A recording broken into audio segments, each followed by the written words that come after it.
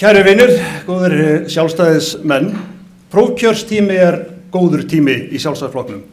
Það skapast alltaf ákveðin stemning og sjálfstæðismenn tilefni til þess að hittast og tala saman.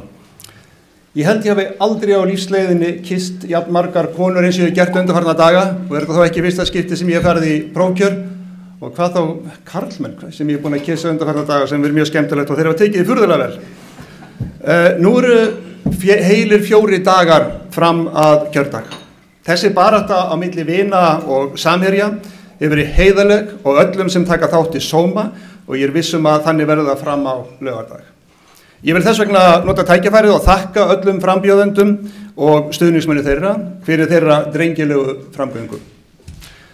Við sjáum það af þessum ótrúlega fjölda sem að hér komin í dag að við sjálfstæðismenn tökum prófkjör alvarlega.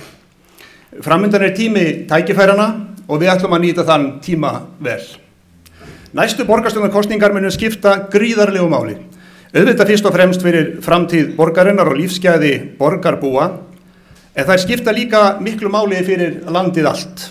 Fyrir stöðuleikan, verðbólguna, kaupmáttinn, kjarasamningana og lífskjör í landinu. Eins og þið hafið væntanlega tekið eftir höfum við borgarfulltrúar Sjálfstæðisflokksins sett fjármálastjórn grín meirihlutans á dagskrá.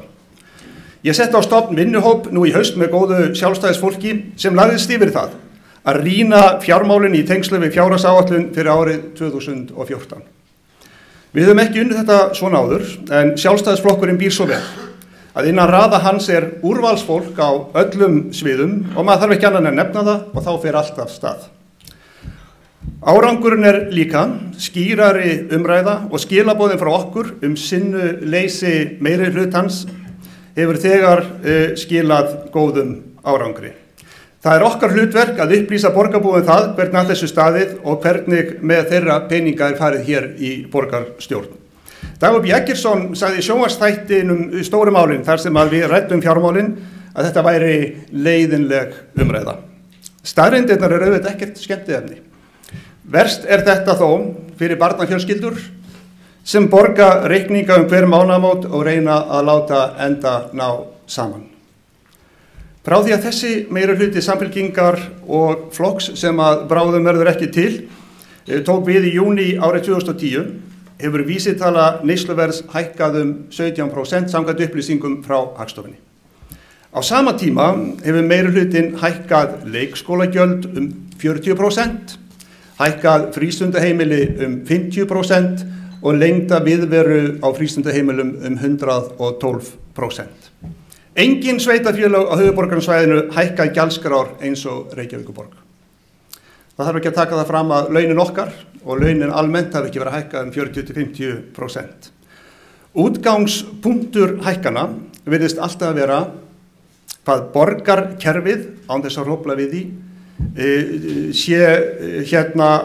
hvað það þarf í stað þess að hafa leiðarljósi að viðhalda kaupmætti og greiðslugetu borgarbúa.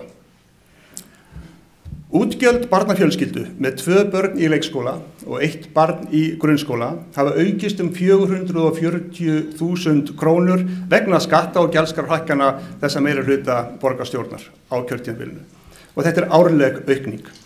Og nú í fyrsta skipti eins og verkalýðshreyfingin átti sig á því hvað að gerast. Kannski vegna þess að við höfum komið þessari umræðu af stað. Forseti Alþýðusambands Íslands sagði á formannafundi sambandsins að honum þætti gjaldskrárhækkanir í Reykjavík vera algjörlega galin aðgerð. Og telur ekki líkur á því að hér verði einhver friður á vinnumarkaði leið og borgin ætli að hækka leikskólagjöld á einstæða foreldra og öryrkja og barnafjölskyldur. Launahækkanir sem nú verið að ræða, segir hann, mun ekki duga til að vega upp á móti hækkunum gjaldskráa, svo ég segi þetta nú nokkurn veginn eins og hann orðaði þetta.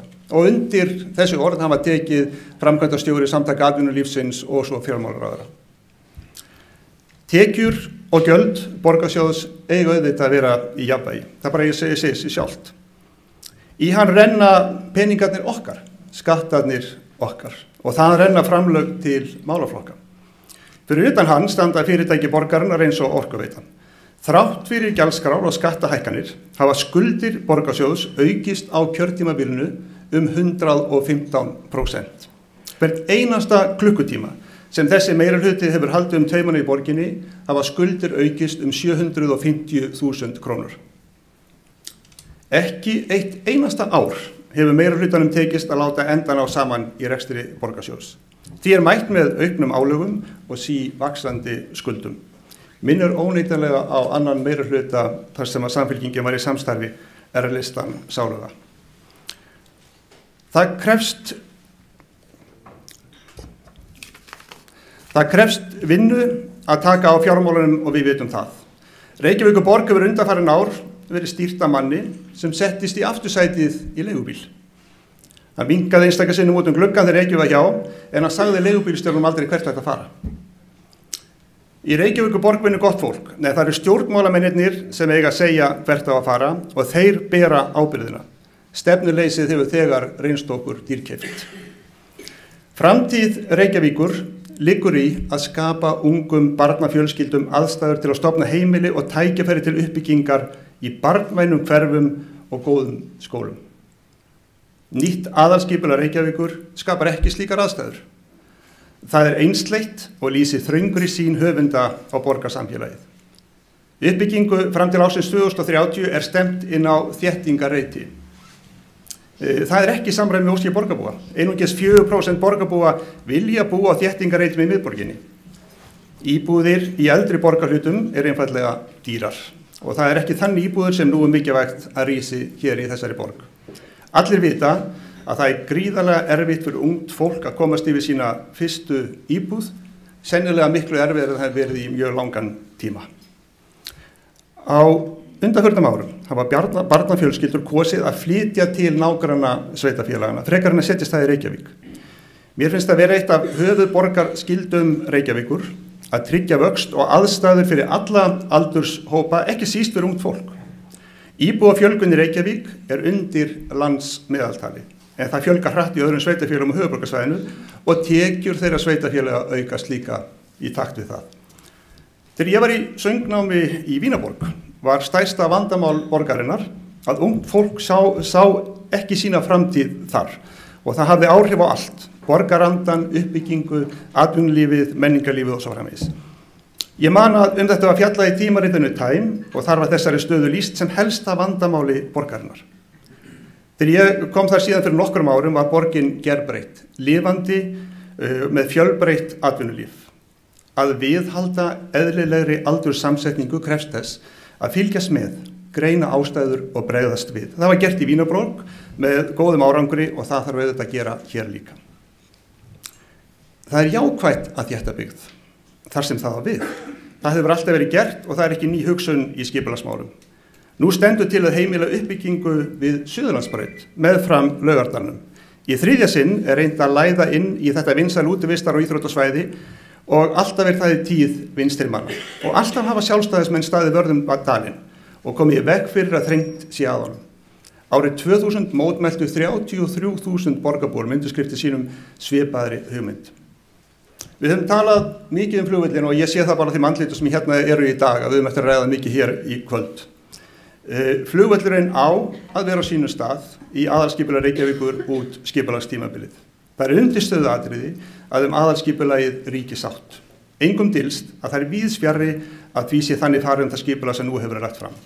Þess vegna tel ég að það þurfa að taka það upp og endurskoða með tilliti til fjölmargra athugasemda. Forsenda þess að við getum hækkað skatta og haldið gjaldskrám hóflega að við tökum á fjármálum borgarinnar og borgarrekstrinum. Reykjavíkurborg stærsti vinnustaður landsins og við skulum taka hana af sjálfstýringunni. Það forgangsverkefni að skapa tækifæri fyrir unga barnafjölskyldur og aðstæður til uppbyggingar í höfuðborginni. Í því liggur framtíðin.